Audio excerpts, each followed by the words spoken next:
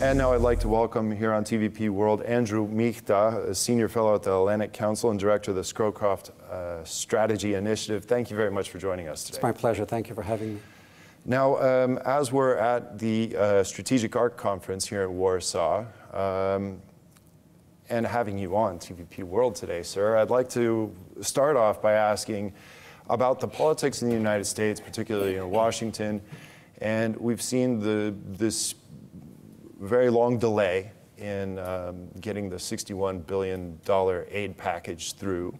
That has inevitably cost lots of lives in Ukraine.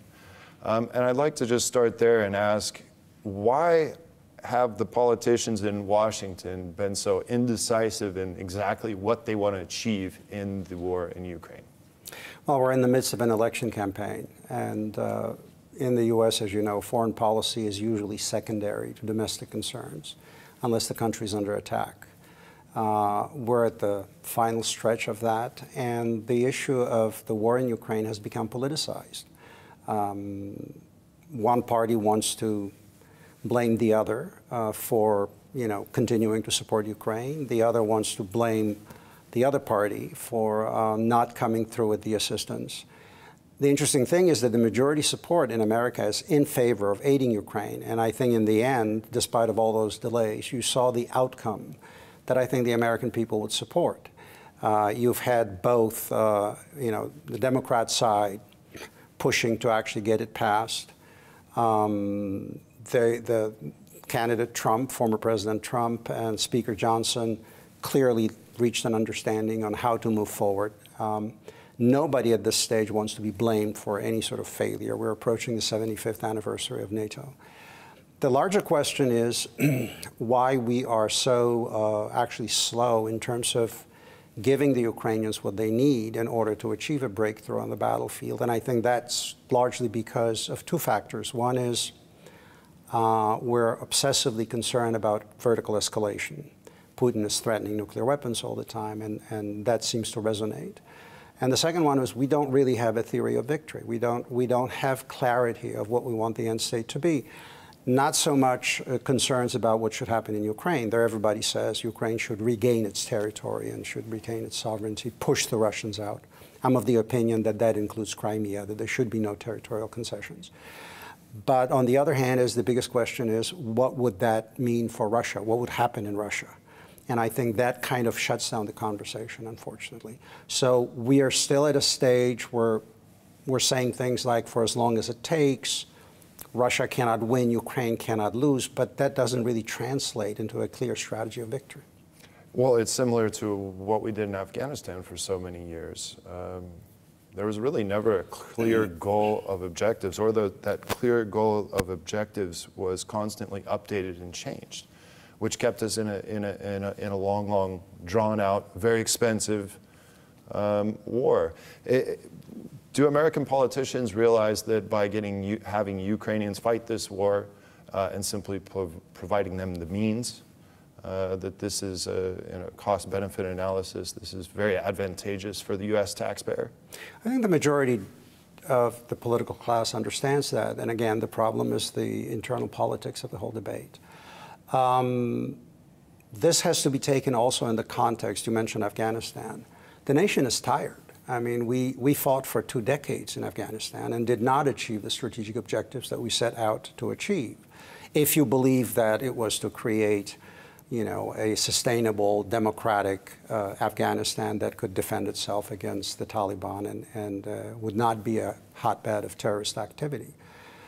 So, yes, we had all the successes on the battlefield, but it didn't translate into the political outcome that we wanted. It cost trillions of dollars. And the reason why you have this kind of reluctance now and almost a neo-isolationist tilt is in large part because of our failure to actually get to the strategic outcome that we wanted. There's another thing, that's the limited resources that the United States now has available compared to what it had in the Cold War. I'm talking about not the economy, because the economy is very large and growing. The size of the military. We're formatted for one major theater now. So we have two adversaries, right? One China in the Indo-Pacific, and then Russia here in Europe. So our joint force is too small, and we have a decision to make. Do we want to increase defense spending and expand the force, which should be, in my view, the correct course of action, because the U.S. has vital interests both in the Atlantic and in the Pacific. But instead, we also have a conversation. Some people say, forget Europe, prioritize Asia, focus on possible threat from China, because we call the Chinese a pacing threat, and we call Russia an acute threat in our national security documents. The problem is that Russia is not, in my view, an acute threat. It's a chronic threat. As long as the empire is on that neo-imperial drive and is out there, I don't think Putin is going to stop, or any other leader. And China is really an existential challenge, because the Chinese are not just an economic problem set and a military one. They're also basically trying to introduce a new form of governance that would undermine and undercut what we've built in this international rules-based order. So it's a resource issue, it's a political fatigue, it's the unwillingness to continue, at least in some segments of the political class, on this kind of very internationalist, assertive course.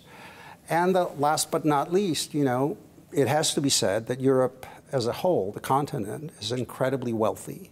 It's got, you know, well over 500 million people. It should be able to field conventional military force within NATO, I emphasize this, to provide the core of conventional defense and deterrence, with the United States doing its part, high enablers, nuclear umbrella, but to expect that the United States, with our 34 trillion national debt, will continue to underwrite European social spending while the Europeans are doing very little. And I'm not blaming unequivocally everyone. The flank countries like Poland, Finland, Romania are doing above and beyond what they should be doing.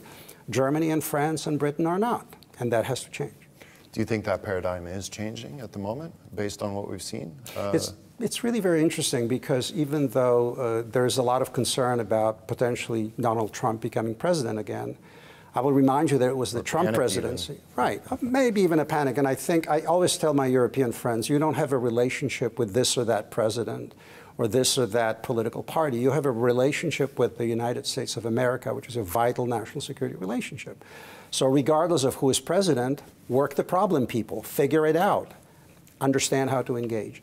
And the fact that Donald Trump, during his first term, actually put this pressure, very unorthodox pressure, granted this was not, you know, suave diplomacy, it was very direct, very blunt, it actually shook the Europeans into spending some money.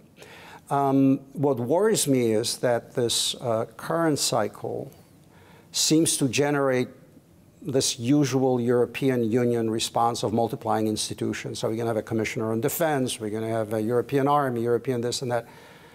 That is not going to deliver the security and deterrence that Europe needs.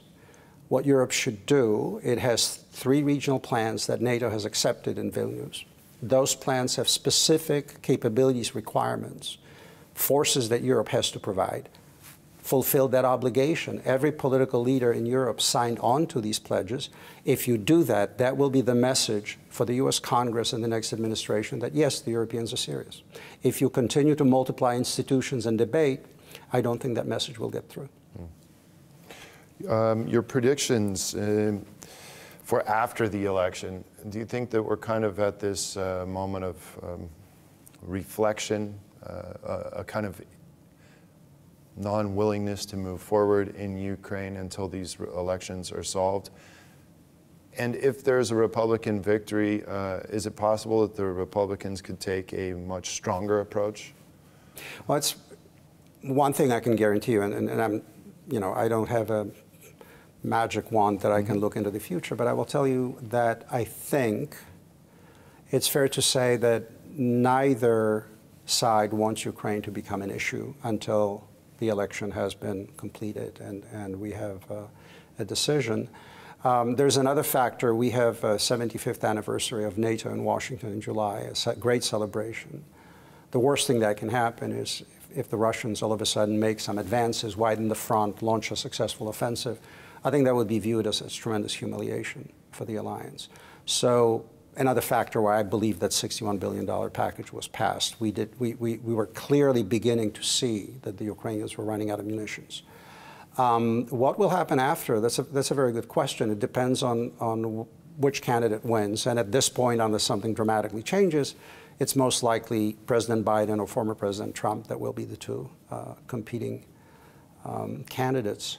I would suspect if Joe Biden is reelected, we will continue on this trajectory. I've been quite critical of the fact that you shouldn't fight wars for as long as it takes. You should actually give the means whatever they need in order to make this violence as brief as possible, achieve the strategic outcomes, and limit the damage. Remember that Ukraine is not just running out of ammunition, it's running out of people. When Ukraine became independent, it was about 91, it was about 52 million. When the Russians invaded for the second time in 2022 and partitioned, first one was the seizure of Crimea and then Donetsk, Luhansk. When they attack now, it was under 40 million.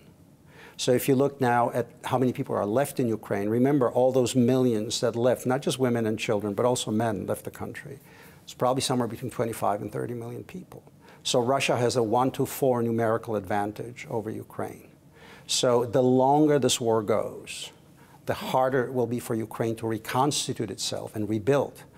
They just lowered the draft age to 25. Well, those young men are needed to rebuild the country, have families, have babies and the rest of them. So I think the longer we allow for this to continue, the more damage to the Ukrainian infrastructure. And at the same time, the Ukrainians, as you pointed out in the beginning, they're buying us time, provided we're serious about rearmament. Because the delta between how quickly the Russians reconstitute their forces and how quickly NATO rearms, that's the risk level for Europe. And we're now in a system globally where you have what I would say likely protracted systemic instability because the power differentials between China and the United States in particular has narrowed. So the system is increasingly unstable. So maintaining those regional balances, whether it's in Europe, Indo-Pacific, or in the Middle East, that will, in my view, make a difference, the difference between a general war, a wider war, or maintaining the kind of containing the conflicts. So a lot is riding on this, and that's why I keep saying the Europeans need to step up to ensure that the European regional balance holds. Okay, well, and through Michta, thank you very much for joining us here on TVP World and sharing your insight. Appreciate it. Thank you very much. Thanks for having me. Thank you.